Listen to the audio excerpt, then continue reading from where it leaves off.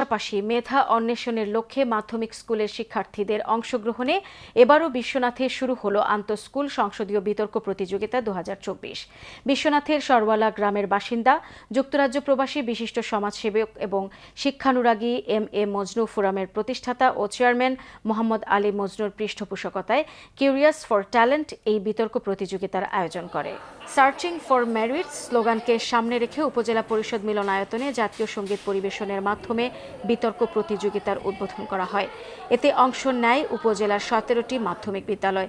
তথ্য ও প্রযুক্তি নির্ভর শিক্ষা ব্যবস্থা শিক্ষার্থীর জ্ঞান বৃদ্ধির অন্তরায় শীর্ষক বিতর্কে উদ্বোধনী দিনে প্রথম রাউন্ডের সূচনা পর্বে আশুগঞ্জ আদর্শ উচ্চ বিদ্যালয় ও কলেজকে হারিয়ে একলিমিয়া দ্বিপাক্ষিক উচ্চ বিদ্যালয় বিজয়ী হয়। ফলে রিজার্ভ একটি সহ 2 পর্বের দিনব্যাপী প্রতিযোগিতায় মোট 9টি উচ্চ বিদ্যালয় বিজয়ী হয়ে কোয়ার্টার ফাইনালে যায়।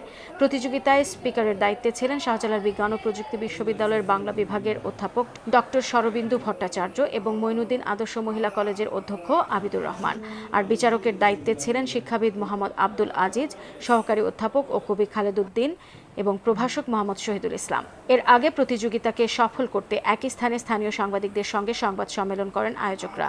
এ সময় বক্তব্য রাখেন কিউরিয়াস ফর ট্যালেন্ট এর প্রেসিডেন্ট অধ্যক্ষ নেসার আহমদ, সেক্রেটারি জেনারেল শিক্ষক আব্দুল মুমিন মামুন, সংগঠনের উপদেষ্টা মণ্ডলীর সদস্য ও সাবেক চেয়ারম্যান সয়ফুল হক, সংগঠনের সদস্য অধ্যক্ষ মণিকাঞ্চন চৌধুরী, শিক্ষক সমীর কান্তি দে ও শিক্ষক আনহার আলী।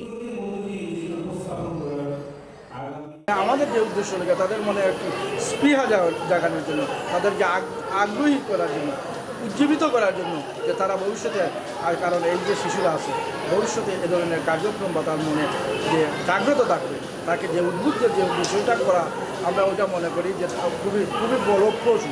এ ধরনের প্রতিযোগিতার মাধ্যমে যারা নির্বাচিত হয়, যারা অংশগ্রহণ করে, প্রত্যেকে কিন্তু খুবই ট্যালেন্ট, খুবই গুরুত্বপূর্ণ বিষয় নিয়ে তাদের বক্তব্য আসছে। সুতরাং আমি মনে করি এই ধরনের উদ্যোগ মজনু কর্তৃক নিয়েছে, তাকে ধন্যবাদ। যারা অংশগ্রহণ করেছে, যে যে শিক্ষা প্রতিষ্ঠান অংশগ্রহণ করেছে, যে যে শিক্ষক আমাদেরকে সাহায্য সহযোগিতা করছে, তাদেরকে আমরা ধন্যবাদ জানাই। উনি যেভাবে মানুষকে এই তার নিজস্ব জন্মভূমির প্রতি